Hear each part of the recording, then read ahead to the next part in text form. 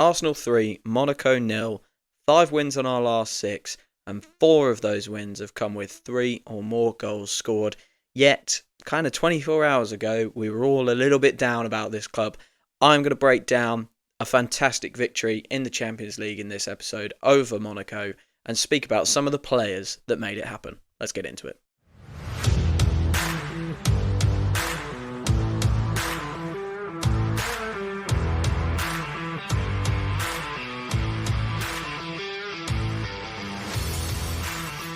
Hello and welcome back to Arsenal Unfiltered, your 3 times a week dose of Arsenal coverage. I'm your host Mark, and today, as you heard at the top, I'm going to be covering Arsenal 3, Monaco 0, reviewing how we got such a good victory, should it have been more, and how did we get there, what players really showed up for us.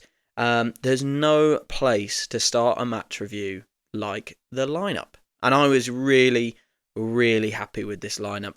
For one, we'd had really bad news in the week of a number of players at the open training session not being present, not being visible. I think that included Thomas Partey and Jurrien Timber, who are the ones where that was a new thing. The others, Zinchenko, Calafiori, Gabriel, we knew about that they weren't training. They had been unavailable for a game or two now. So we knew about those, but we didn't know about those other two, Partey and Timber.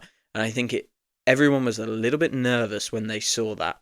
I certainly was. So I was really anxious about the team news. And usually I write a kind of, in the morning of a match, I usually write a match day prediction thread on Blue Sky.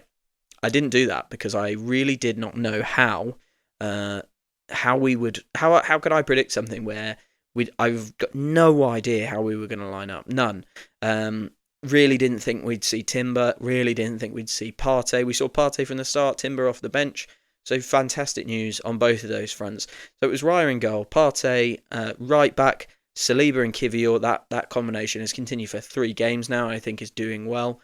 Miles Lewis-Skelly at left back, absolutely brilliant to see him given his full Champions League debut, given a chance. And obviously we will talk about him a little bit more later, because he was really influential in the game. Another player that was really influential in the game was Mikel Merino, and he was included in a Rice, Ødegaard, Merino midfield for what I think is the first time from the start of an Arsenal game.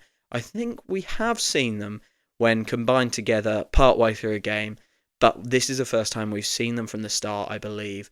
And again, we will come on to Mikel Merino and his influence on the midfield. Up front, we had Saka, Jesus and Martinelli.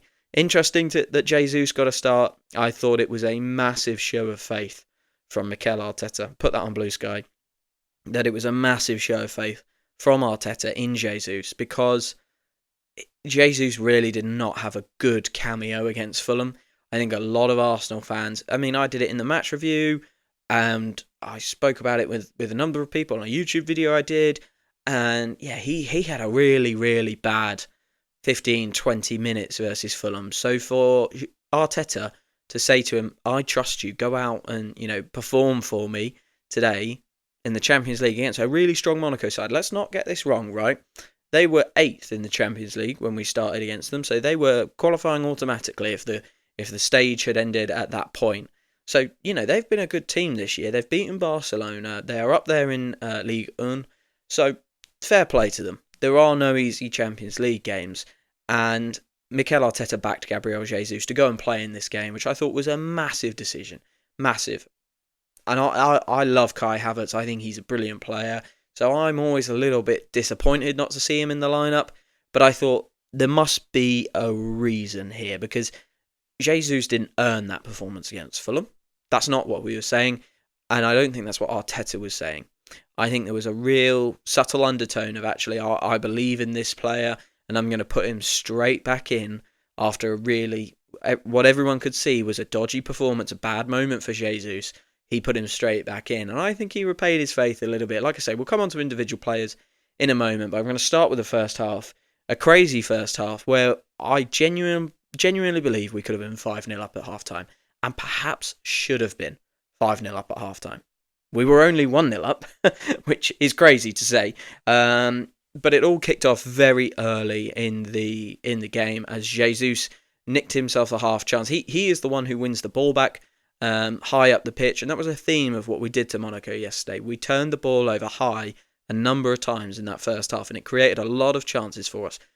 Just looking at how Monaco played, I don't think they were set up or used to that level of press and pressure, and we know we're really good at it, right? We turn the ball over high a lot when we've got 11 men on the pitch, and especially when we've got Martin Ødegaard on the pitch. Gabriel Jesus turns the ball over, and Ødegaard feeds him back in down that kind of left-hand side of the box. This is what I would call, just less than a half chance, really. I wouldn't expect Jesus to necessarily score from there. I think if he scores from the angle that he is, that is an exceptional finish. But against the Champions League level goalkeeper, I don't think I expect him to score. But for me, it was really encouraging early doors to see Jesus pressing, winning the ball back up high, getting a shot away early, things we did not see against Fulham. There was none of that presence, and I thought, okay, that's nice. That's a nice moment for him. That might, it's not repaired the trauma of Fulham in any way, but I think that was a really positive moment for him. However, it started to get a little bit more worrying, didn't it? I'm just going to check my notes for the timing, but Kivior plays a fantastic ball over the top for Gabby Jesus, and his first, I would call it, his first real chance. It was in 27 minutes in. Kivior played a fantastic ball over the top for Jesus. Monaco are completely caught out by this pass. And I do think it's a pass. I don't think he's hoofed it. It is a brilliant ball. Jakub Kivior, give him his dues. He's had a couple of really good games recently, and I think this pass was brilliant.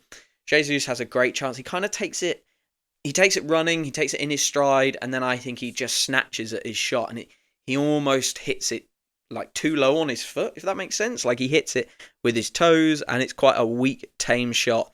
Not a clean contact at all. Look, if you're looking at it from both sides, I think the goalkeeper does pretty well. He stands up and then makes himself big, covers the area, and then when the shot is taken, he gets low. It's fairly good goalkeeping, but I do come back to that is a massive chance, and it should have been 1-0 at that point on 27 minutes. Very, very quickly afterwards, Jesus is given another massive chance, and again, it's a high turnover that helps us create this chance. So we created the chance in the 3rd minute for Jesus via a high turnover. This time it was Gabriel Martinelli who nicked the ball back. He just basically steals in behind one of the Monaco midfielders, nicks the ball, turns around and plays a brilliant pass into Gabriel Jesus. Another fantastic pass into our striker, and I think Gabriel Martinelli deserves real credit because I think he had a really good game, and this was a really good moment for him. We often see Martinelli, I think he takes too long at times to make a decision, to take an action. That was not the case in this moment. He drilled the ball into Gabriel Jesus. This one is not the better of the two, top chances that he had, but I still think he needs to do better. At this point, he has a defender with him, so he's holding a player off. But again, it's another not clean strike, is how I would describe it. And it is another moment where we're looking and thinking, wow, this shouldn't be 0-0 right now. Monaco had offered nothing at this point, and I was concerned. I really was. It's a good save again, but I do think Jesus has to finish it off. And at this point, I'm going to come on to individual performances towards the end, because I think sometimes on these podcasts I'm a bit suspect for talking about players during the discussion around the match and then wanting to talk about them again at the end and kind of repeating myself. So I'm not going to talk too much about Jesus, but at this point I did think, okay, that's not good that you missed two big chances here, but it is way more of a contribution than we saw at all against Fulham. Way more involved, more central, higher up the pitch. He looked like he had more energy. He looked like he had more drive, desire, and I thought that was really, as much as I expect him to score at least one of those chances, at least one, I was really pleased to, I was on a YouTube video with my friend Rohan, and I said, I do not recognise Gabriel Jesus. I do not recognise him. I started to recognise him again in this Monaco game, and that it's a low bar I'm setting for him there, but I'm delighted to see him kind of a bit more active, and I hope his performance and the fact that he got the assist for the first goal will give him some level of confidence to go on and bag a goal before the end of this year, because he can't finish 2024 with one goal for Arsenal. He absolutely cannot. I just mentioned it there. Let's go into it. The goal. It finally came on the 34th minute, and what a goal it is. What a goal it is. Miles Lewis-Skelly with a fantastic piece of skill, a fantastic pass. Again, I thought the quality of our passing in this first half was really top draw. Really top draw. There was the fantastic ball from Kivior, fantastic ball from Martinelli. We didn't convert either of those, and now we have a fantastic ball from Miles Lewis-Skelly. He receives the ball in the midfield, skins a Monaco player. He basically takes 2 strides forward, and when I tell you how difficult that pass is, to drill it so precisely at Gabriel Jesus in between 2 defenders, so that Jesus just needs to cushion it into his own path, that is, for an 18-year-old to do that in the Champions League, no one is killing Miles Lewis-Skelly there if he just, knocks it out to Martinelli on the wing, or kind of cuts across to the right and gives it back to Odegaard or to Saka, saying, I did my bit, I just skinned a man, go on, you guys do it now. No one's killing him for that. No one's killing him for not seeing that pass. But what he does, and as an 18-year-old, is he goes, I'm taking responsibility for driving this moment forward. And I thought that was so fantastic to see. It's a fantastic pass into Jesus. And Jesus, again, I want to give him his credit. It's a brilliant touch. It's an easy ball to control, but he lets it come across him, opens it up. And again, from him as well, this was a more, I'm not going to say clinical, because that often relates to finishing, but it was a much more decisive moment. There was no kind of looking around going, oh, should I shoot? Should I pass? Should I cut back? He recognised a dangerous situation and just drills it across. And obviously it's simple for Saka. He is having an electric season. 21 goals in 21 goal contributions in 21 games after this Monaco game. What a season he is having. But this was as simple as it gets for Bukayo Saka. He tapped it in with his right foot. But this one is made on the left-hand side. And I think that's really important to recognise how much more effective our left-hand side was yesterday against Monaco. And we will come on to the players that I think facilitated that, but we went down the left for them, and we went down the left so effectively, and I think it was a theme of that first 35 minutes that we were passing the ball into dangerous areas with real conviction. I think that's what we didn't have against Fulham, right? We did a lot of horseshoe football around the Fulham defence, but we had none of those quick moments where we're going, there's a gap there, and I'm finding that gap. No matter what, I'm finding that gap. I'm finding my teammate. We had so few of them against Fulham. And watching the 2 games, it felt like a different team. It's ridiculous that, we were off the back of a 5-2 against West Ham and a 5-1 against Sporting, and then a quick 2-0 win over Manchester United. And then we were talking about, we can't score. Ridiculous that we were talking about that. But I was worried. We were all worried.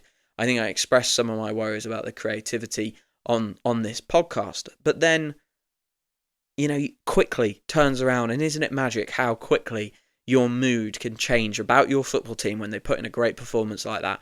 We've all gone from very worried about the team news and very worried about our creation in open play to looking at this thinking, wow, first 35 minutes, we could be 4 up. We legitimately could be 4 up. We absolutely should have been 2 up when Martin Odegaard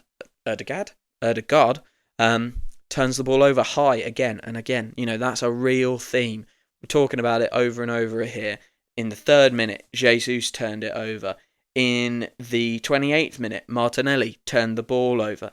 And now again, in the 39th minute, Martin Odegaard turns the ball over. And he is in a fantastic position. I think everyone wants to kill Jesus for his chances and the ones that he missed. Seen a lot of criticism for him for that. This Martin Odegaard one is the easiest chance of the lot, because it's not coming down, it's not bouncing, it's not in midair. He does have a defender close to him, but not as close as Gabriel Jesus did on his second chance. This is criminal that Martin Odegaard has missed the target, I think. And I think if this was sort of anyone else in the squad, apart from maybe Bukayo Saka, we're looking at it and going, Jesus, that was a bad moment and he needs to do better. I think because it's Martin Odegaard, he gets away with it a little bit. We know everything he brings. We know how brilliant he is. He drags it wide, and it's a really poor moment from him. I have to say that. Thought he had a good game, looked lively, but if he wasn't Martin Odegaard and he wasn't our captain, I think this miss would be being spoken about a lot more. And the final moment was a big chance for Martinelli.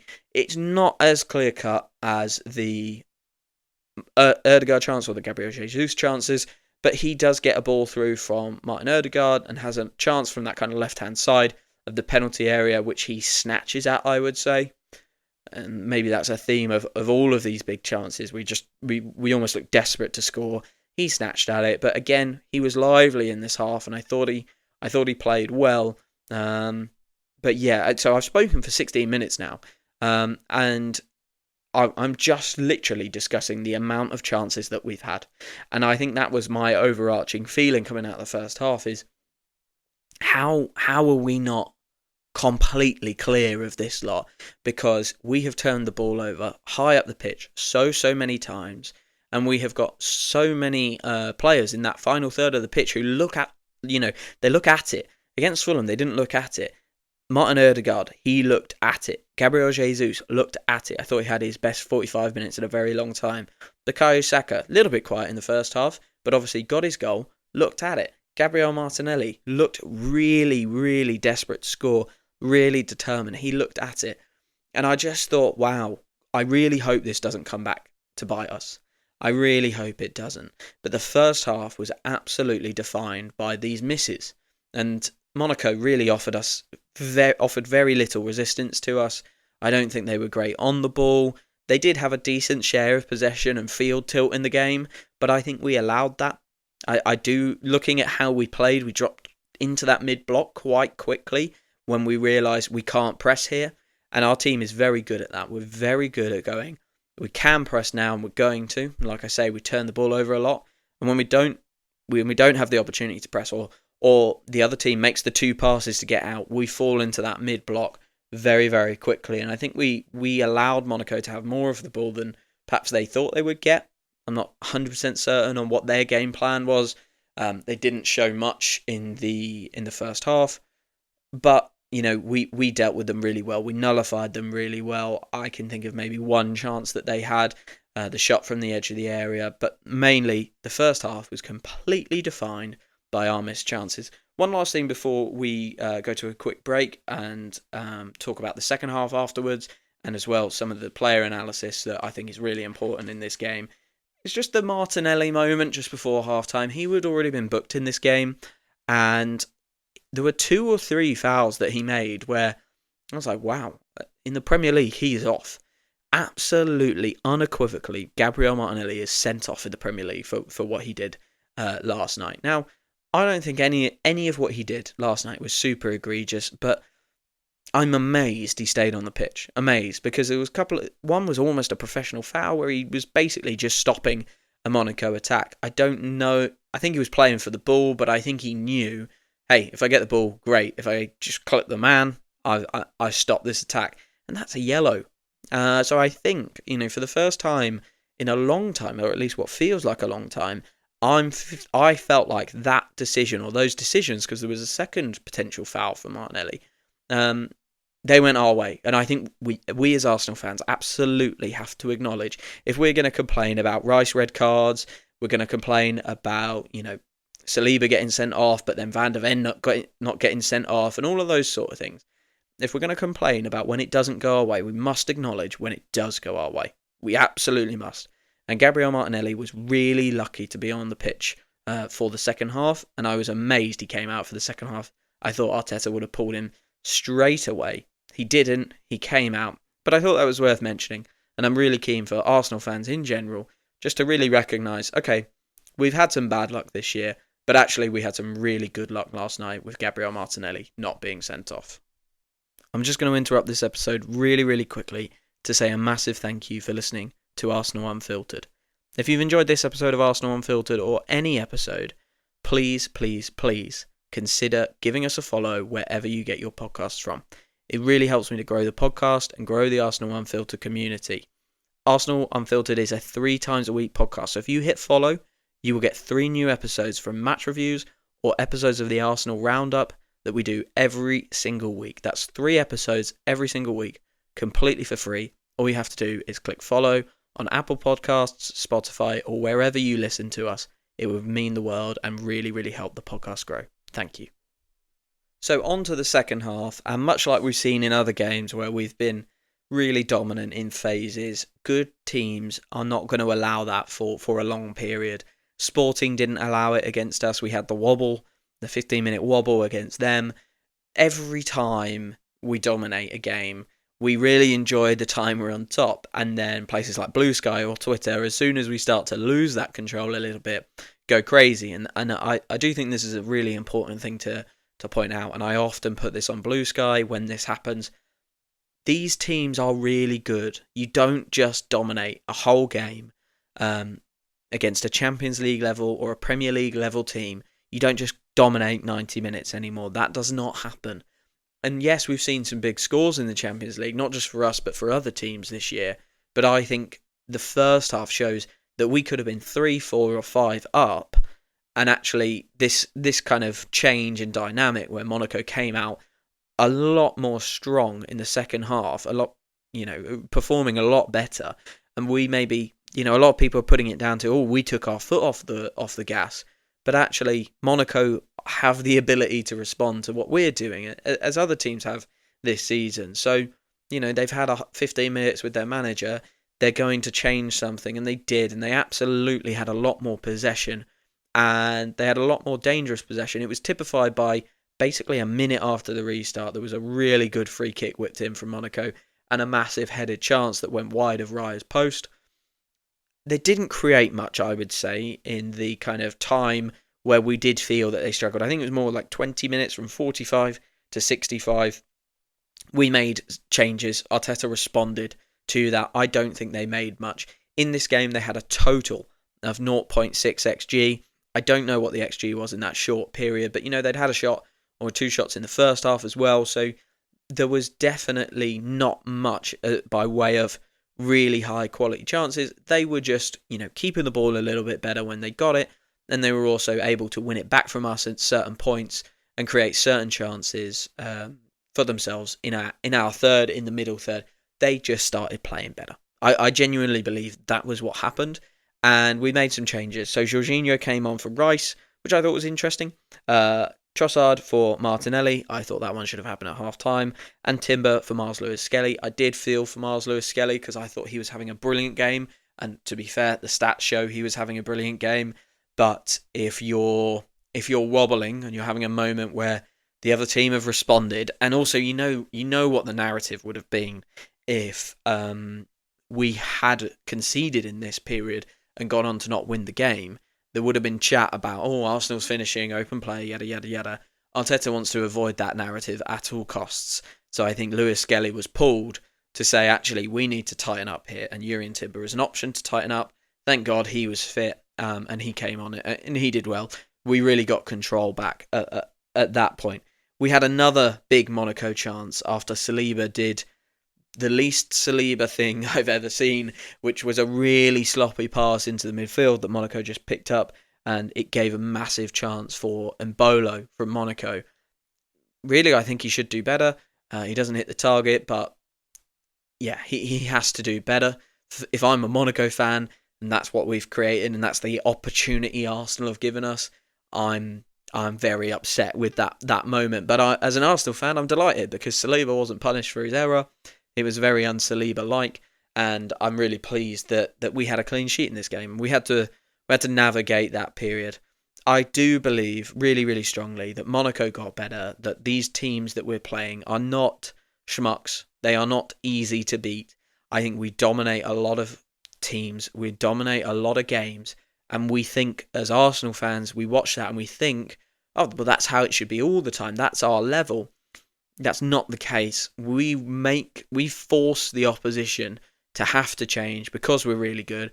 They change, and then we have to rethink, and actually we have to give Mikel Arteta grace and time periods, whether it's 15, 20 minutes in games, to fix that. And actually what we used to see in the past is delay and delay and delay of substitutes where we didn't fix that. And if I'm giving Mikel Arteta a scorecard for this year, in the positive column, I'm absolutely putting his substitutes in at the moment, because I think he is influencing games from the bench better than ever. And yesterday was a really good example of that. The 3 changes I already spoke through, Jorginho, Trossard and Timber coming on, gave us a little bit more solidity. But the major one that I think changed the game and shifted it back in our favour was Kai Havertz coming on for Gabriel Jesus. Gabriel Jesus had been lively, but I think it was time. Take him out, get Havertz on, and Havertz was brilliant in his short cameo. So we did absolutely have moments in this period. We had 2 moments, especially with Trossard breaking away and Ødegaard running with him, where these two should do better. They should sort it out more. I do think Trossard was mainly to blame because he doesn't really take control. He has the ball in both of these scenarios. One of them, Havertz, plucks the ball out the sky brilliantly after coming on and sets Leo away with a really good pass. And Trossard just doesn't really make anything of it. He should have either given it to Ødegaard early or commit the centre-back really, really early. He delays and delays and delays, and the move fizzles out. He ends up getting a shot off from distance after the ball's recycled. That was quite a poor moment, I would say. But yeah, we did have breaks, and obviously when Havertz came on, he helped us create a couple of those breaks, but we got the second goal finally on 77 minutes. We should have had it much, much earlier, but it took us till the 77th minute to get this goal. And what really annoyed me is on TNT here in the UK, we had a commentator talk about when it's not, I'll try and do a direct quote, when it's not going for you, you need a slice of luck. And it really annoyed me because, yeah, it's a bad back pass from the Monaco defender, but what that is brilliant, absolutely brilliant and persistent pressing from Kai Havertz. And we have brought 2 strikers in Gabriel Jesus and Kai Havertz. Say whatever you want about them, and especially about Gabriel Jesus in terms of on the ball, their finishing, whatever. That is a debate that you can have. What you cannot debate about these 2 guys is how brilliantly they press. Gabriel Jesus did it multiple times in the first half, and Kai Havertz came on, and within 5 minutes, he's pressing that keeper. He's recognising that actually Monaco don't have control of the situation. They're not making assured passes. They don't look comfortable on the ball. He gets in there and nicks that back pass. It's a terrible back pass. He nicks it away. The ball goes straight to Bukayo Saka because they're pressing as a group. They're pressing as a unit, not just one man doing it on his own. And it's such a simple finish for Saka. I mean, he must have thought, fantastic. What a brilliant, brilliant moment for me because I don't have to do anything. And again, similar to the first goal that he scored, it was very simple for him, facilitated by another player, and we have to keep doing that for Bukayo Saka because he will finish chances, he will create goals if we get him in the right spot. Kai Havertz absolutely did that. So already we're talking about a fantastic moment where Kai Havertz brought the ball down and released Leo Trossard, and then he completes the press and wins the ball to get an assist for Bukayo Saka. That's within 5 minutes of coming on. He had a great cameo. And if you look at the field tilt graph for this game, it completely switches when Kai Havertz comes on. Really, really impressive. I think there's a little indication that Monaco are getting less field tilt and less control when kind of Jorginho, Trossard, Timber come on. And then when Havertz comes on, the game changes. And we get up the pitch again and we are suddenly dominating the game again. Really, really important. A really important player. And of course, I'm going to inverted commas, scores the final goal to make it 3-0 on the 87th minute. It's a quick free kick that results in a Leandro Trossard cross that ends up with Bukayo Saka, and he shoots and really unclear. Has it definitely hit someone? Did it hit Havertz and then go on to the defender? Did it just hit the defender? Did it just hit Havertz? I think on the replays there's a very slight Havertz touch, and then the defender obviously gets a more significant touch. It's gone down as a Kai Havertz goal, so Bukayo Saka waits even longer for his first Arsenal hat-trick, but he didn't seem to mind at all. Celebrated with Kai Havertz, and that wrapped up a really, really good performance. I think this could have been a lot more. It could have been a lot more. Our finishing wasn't the best, but actually we created 3.1 XG in this game. We got 3 goals. We really deserved the win, and I thought we were brilliant. And let's get into that. So let's get into the tactics that changed. What was different from the Fulham game, right? And who was different? Because I think they're 2 really important things. Let's start with who, because that will naturally lead us into the what. And I think the first thing we have to talk about is the left-hand side. We were much more balanced against Monaco. We weren't just pinning the ball to Odegaard, to Saka, saying, go on, you guys go and win us the game. There was much more of a strategy on the left-hand side to create. And all of a sudden, I was reminded of Granit Xhaka in his final season, where Martinelli scored 15 goals, because multiple times we saw the 2 clear Granit Xhaka moves, but we saw them from Mikel Merino this time. We saw the kind of standing on the left wing and allowing Martinelli to tuck inside, which is brilliant because it allows Martinelli to be in more dangerous positions. If he's out on the left wing and isolated, it makes it very difficult for him, really difficult, and he gets doubled up upon. And whilst Bukayo Saka can cope with being doubled up upon, Martinelli's not Bukayo Saka. We need to give him more. We need to facilitate him more. And Mikel Merino was really tactically disciplined to go out to that left-hand side, and it left a big space. One, that Monaco didn't know whether to go with him. Okay, they didn't know whether the midfielder should go with him, or whether they should stay inside and have to deal with Martinelli running into those gaps and picking up half spaces around the midfield. That's what happened a number of times, and I thought that was brilliant. As well as that, there were 2 really early underlapping runs from Mikel Merino inside of Gabriel Martinelli. So when he hadn't got round the outside of him, standing still on the outside of him, which is basically the move that I've just talked about, he was running inside of him. And there were 2 moments where Martinelli was able to take the ball and just literally pass it, carry on the move, carry on the momentum towards the Monaco goal. And all of a sudden, from watching Martinelli in his cameo against Fulham for about 20-25 minutes, where I was sat there going, decide, do something, be a bit quicker, be a bit more decisive. He had Mikel Merino in 2 good positions to help facilitate and make his decision for him. It's absolutely ginormous for Gabriel Martinelli that Mikel Merino starts more games. He has to. We need that combination. Rice, Odegaard, Merino in midfield to facilitate the left-hand side more. There was even a couple of times where Odegaard went out to the left, and I think Mikel Merino and him create a really good partnership in that middle, in the 2-8/10 for Odegaard. They've created a really good partnership, and they're intelligent enough to cover each other on either side, because Mikel Merino was sometimes on the right as well. So I think that was the biggest thing. We were able to balance our right hand and left hand side because Mikel Merino was picking up positions and making runs that really, really changed the game for Gabriel Martinelli. And suddenly he's not isolated. Suddenly he's not delayed on the ball because he's got options. That's a really big thing. Now, I'm going to not change my position. I do believe left wing is still where we can upgrade the most. Okay, I look at the attack. I think Kai Havertz and Bukayo Saka have really high ceilings and have had 2024s, unlike we've seen. Okay, really positive years for both of them.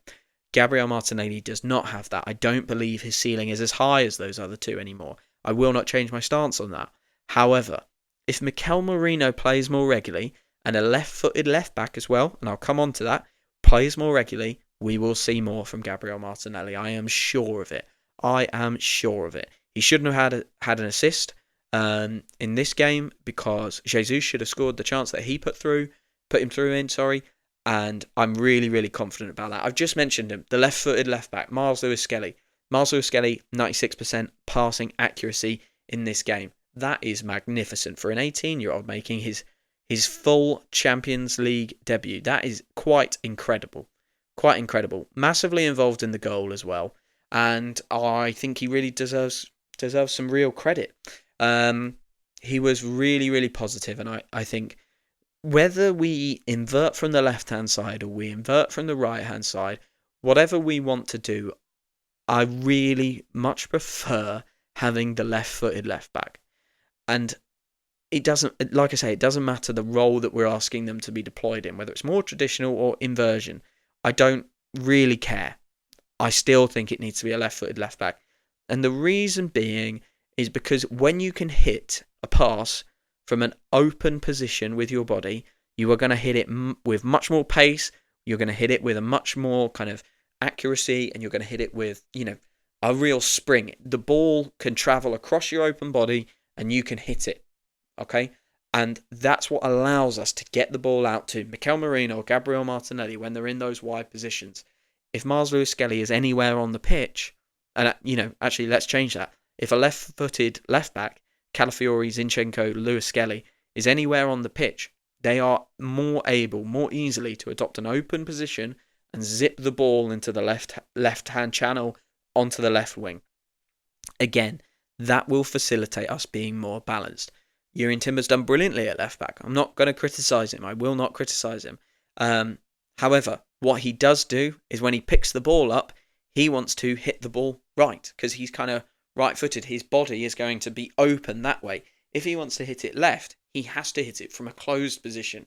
And whilst you can do that, and obviously professional footballers can do that, his natural inclination is to get the ball on his right-hand side, position his body open to the right-hand side of the pitch, and play it back into that area. And there is an argument to be said that once you've gone down an area, to go down it again and again and again, because you're disrupting the defensive positions down that side. But I think we've seen throughout this whole season, we need more balance. And Lewis-Skelly was brilliant last night in giving us balance. Like I mentioned earlier, really unfortunate that he had to go off because we needed more control of the game, and Timber was the man to do that. And again, Timber at left back for when you need to control a game. If you've got a Mohamed Salah running at you, brilliant. Absolutely perfect, because you need to deal with that threat first, okay? But Lewis-Skelly and, I'm going to say Calafiori as well, they are going to be integral to unlocking that left-hand side and giving us more left-to-right balance or right-to-left balance, whichever way you want to look at it, right? He did that last night, and he played some fantastic passes, including the pass to Gabriel Jesus for that first goal. And again, it was because he was a left-footed player. It's as simple as that, I've obviously spoken a little bit about Havertz, and I'm sure if you've listened to more than one episode of this podcast, you're probably sick of me talking about Kai Havertz and how good I think he is. So I won't do too much on him, noting we're at 37 minutes. I will quickly talk about Gabriel Jesus, though. How do we feel about Gabriel Jesus? I'd love to know. If you follow Arsenal Unfiltered on Blue Sky, let me know in a message or I don't even know what you'd call it, a tweet, a Blue Sky tweet. A post, whatever it is. Let me know how you felt about the Gabriel Jesus performance, because I am equal parts worried, equal parts encouraged. Against Fulham, like I mentioned, I didn't recognise him. I couldn't see a player that could play in the Premier League. Mikel Arteta, really big show of faith in him, really, really big decision to play him, and all of a sudden Gabriel Jesus looked sharp. Okay, he looked sharp. That's what I can say in this game. He looked sharp. He got his assist, fantastic. He made some good runs. He made some good passes. Just going to rattle off a couple of stats about him here. Progressive passes was for Gabriel Jesus. Oh no, that's Miles Lewis-Skelly. Picked the wrong one. Let me go back. Progressive passes for Gabriel Jesus was 2. Key passes 2. He had an XG just on his own of 0.91 off 3 shots. The touch map and the heat map is really central. That's really, really good to see, that he wasn't just drifting around and kind of getting himself isolated in places. He's really central. A couple of moments where he came deep and picked the ball up for us as well, which we know he's really good at, but sometimes used to frustrate us as well. Attempted 6 tackles, 3 were successful. Made 2 interceptions, 2 ball recoveries. There were some good numbers from Gabriel Jesus. That's what I'm saying. And he had a good display. I'm really encouraged that when Mikel Arteta showed faith in him, he responded and gave him a good performance. That's all you can do as a player. Equally, I don't think he's going to get better chances than he was given last night. Especially not in the Premier League. I mean, the Kivior one especially, where Kivior floats the ball over the top. It is coming down, I will give him that. He's got to control it with his chest and then strike it on the kind of half volley. It's not as easy a chance as you can get, but it's very close to it. And the strike was not good enough. The strike on the next one, where Martinelli fed him, was not good enough. And I think that's the best performance we've seen from Gabriel Jesus for some time. And he was given 2 absolute storming chances to score. 1 half chance, like I mentioned, on the 3rd minute. And he didn't take either of them. And I think this has always been Gabriel Jesus to a T. Okay, great performance. Really, really impressive. No goal. And I'm talking before 2024. He has done this previously. He doesn't score many. And I just wonder. Well, no, I don't wonder. I know we need to upgrade him. I know we do. We need a finisher from the bench. It's an absolute must that we have it. Last year, Manchester City had Julian Alvarez. He played a lot of games when KDB was out. But actually, when he came off the bench as well, he was really, really influential. Liverpool have Cody Gakpo or Luis Diaz or Diego Jota or Darwin Núñez who sit on the bench and come on and score goals. Gabriel Jesus needs to be like that for us to compete. Absolutely must be. So whilst I'm really encouraged that he was in good positions and contributing to the game, I am still worried that in his best performance in probably 2024, I can't think of all the games, but I'm going to say it, 2024, he still doesn't convert a couple of really, really good chances. And I remain worried about that position as a whole. I'm going to leave it there because that's 41 minutes on the Monaco game. Overall, we've had 5 wins in our last 6, a draw against Fulham, a small blip. I think we all looked at that and thought, oh no. And probably because Liverpool are doing so well and we've had such rotten luck so far earlier this year, I should say. We look at every misstep and go, oh no, this is terrible. But actually, Fulham are a very good side.